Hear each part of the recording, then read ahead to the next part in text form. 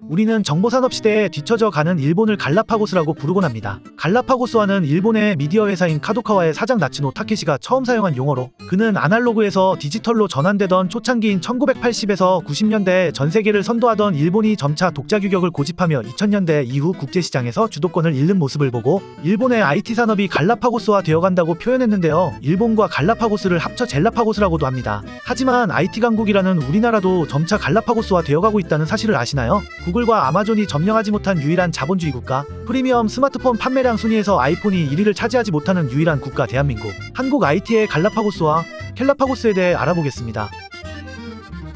지금은 너무나도 당연하게 사용하고 있는 와이파이. 혹시 언제부터 사용하셨는지 기억나시나요? 아마 대부분의 사람들이 2010년대 들어 본격적으로 사용하기 시작했을 거예요. 2009년 12월 아이폰 3GS가 국내에 출시되면서 본격적으로 와이파이망이 깔리기 시작했으니까요. 당연히 해외에서도 아이폰 1세대가 처음 출시된 2007년부터 와이파이가 본격적으로 사용되기 시작했죠. 그럼 궁금증이 생기죠. 왜 우리나라에는 2년이나 지나 아이폰 3세대나 되어서야 출시됐을까요? 여러가지 이유가 있지만 위피라는 우리나라만의 독자 규격 무선 인터넷 플랫폼이 한몫했습니다. 정부는 위피 개발을 주도하고 국내에 출시하는 모든 핸드폰에 위피를 탑재하도록 의무화했죠. 국내가 주요 시장인 국산 제조사들은 내수용에는 위피를 탑재하고 수출용에는 와이파이를 탑재했지만 전 세계가 와이파이를 쓰는 마당에 외산폰 제조사들은 작은 시장인 한국을 위해 굳이 위피를 탑재할 이유도 필요도 없었어요. 한국 시장? 진출 안 하면 그만이던 시절이었으니까요. 당연히 애플도 그중 하나였고요. 그렇게 전 세계가 아이폰을 쓰기 시작할 때 우리나라는 연하의 햅틱, 롤리팝폰을 쓰고 있었죠. 하지만 아이폰이 스마트폰 혁명이라 불릴 만큼 전 세계를 바꿔버리기 시작하자 우리나라에서도 점점 아이폰 출시를 원하는 목소리가 높아졌고 스마트폰 사업에 뛰어든 삼성, LG 등도 플랫폼 통일을 주장하자 위피 규격은 결국 2009년 4월 폐지되었습니다. 무선 인터넷 갈라파고스로 갈 뻔한 위기를 아이폰 신드롬이 막아준 것이죠.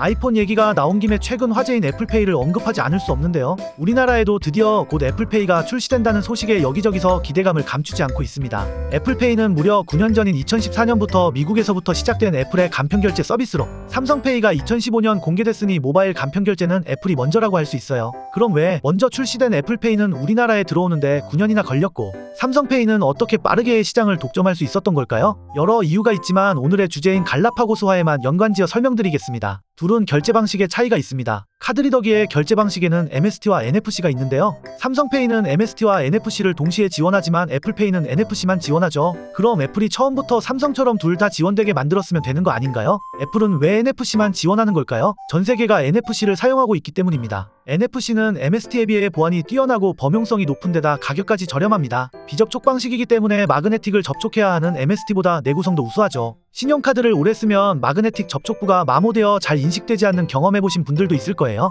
하지만 우리나라는 아직도 MST 결제 단말기를 고집하고 있죠. NFC 결제 단말기는 편의점, 키오스크 등 일부에서 사용하고 있지만 이마저도 우리나라의 NFC 결제는 국제 규격이 아닌 삼성전자와 삼성카드가 자체 개발한 독자 규격을 사용하고 있습니다. 이 때문에 애플페이가 출시돼도 생각만큼 사용 가능한 곳이 많지 않을 거라는 예상이 많아요. 애플페이를 지원하려면 독자 규격의 NFC 결제 단말기를 국제 규격의 NFC 결제 단말기로 교체해야 하니까요. 국제 규격을 만든 회사들의 지불할 수수료와 단말기 교체 비용을 아끼기 위해 갈라파고스화를 자처하고 있는 거죠. 무선 인터넷 갈라파고스화를 아이폰이 막아줬던 것처럼 간편 결제의 갈라파고스화를 애플페이가 과연 막을 수 있을지 지켜보는 것도 재밌을 것 같네요. 여러분은 해외에 나가서 해외 사이트를 이용할 때 실명인증 해보신 적이 있나요? 해외에서 액티브엑스나 여러 보안 프로그램을 설치해본 적이 있나요? 제가 외국에서 거주하던 시절 스마트폰 뱅킹 앱에서 핀 번호만 입력하면 바로 돈이 이체되는 간단한 시스템에 굉장한 충격을 받았었던 기억이 나는데요. 당시 우리나라 뱅킹 앱에서 이체를 하기 위해서는 공인인증서를 설치하고 보안카드 번호를 입력해야 되던 시절이었습니다. 우리나라의 인터넷 갈라파고스화는 다른 어떤 분야보다도 심각합니다. 금융 서비스나 정부 서비스를 이용하기 위해서는 실명인증은 당연하고 수많은 보안 프로그램을 설치해야 하며 거의 모든 사이트에서 회원 가입할 때 핸드폰을 통해 실명인증을 받아야 하죠. 덕분에 우리나라의 인터넷 사이트는 국내 휴대폰 번호가 없으면 한국인이라도 가입이 아예 불가능하거나 복잡한 절차를 거쳐서 자신의 신분을 증명해야 하고 해외에 거주하는 외국인들은 사실상 가입이 원천 차단된 국내 전용 인트라넷이나 다름없는 구조입니다. 전 세계 인터넷에서 이런 실명인증을 시도 때도 없이 요구하는 나라는 사실상 한국과 중국이 유일하죠. 유튜브, 인스타그램 못 쓴다고 중국 놀릴 때가 아니라는 겁니다. 해외 진출을 위해서는 해외용 사이트나 앱을 따로 만드는 수고를 해야 하기 때문에 내수시장에만 집중해 한국에 거주하는 한국인들만을 위한 서비스로 가득 찬 갈라파고스가 되는 건 정해진 수순이었습니다.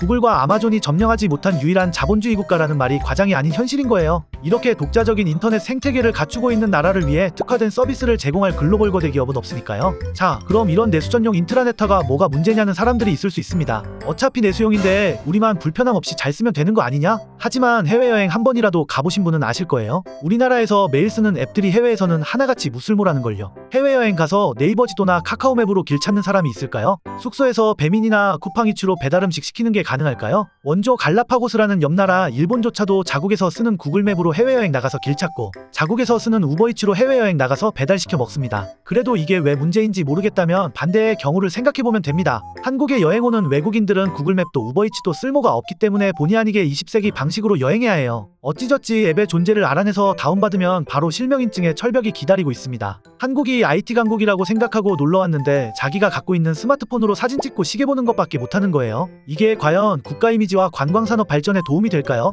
이번 영상에서는 IT 산업의 갈라파고스화에 대해서만 알아보았지만 사실 우리나라는 분야를 막론하고 갈라파고스화가 진행 중입니다. 정보화 시대의 IT가 모든 분야에 영향을 끼치고 있기 때문에 덩달아 진행되는 경향이 있고 특히 보수적인 경제, 금융 분야의 규제로 인한 갈라파고스화는 IT 분야만큼이나 심각하다고 평가받고 있어요. 우리는 원조 갈라파고스인 일본만큼 튼튼한 기초체력도 국력도 없고 관광자원도 많지 않은 나라입니다. 무엇보다 가장 큰 문제는 우리는 이런 현실을 외면하고 스스로를 IT 강국이라고 부른다는 거예요. 이제 인터넷 속도 빠르다고 IT 강국이라고 불러주던 시대는 끝났습니다. IT 강국이라는 자만심을 버리고 변화에 대응하는 대한민국이 되기를 바라며 이번 영상 마치겠습니다.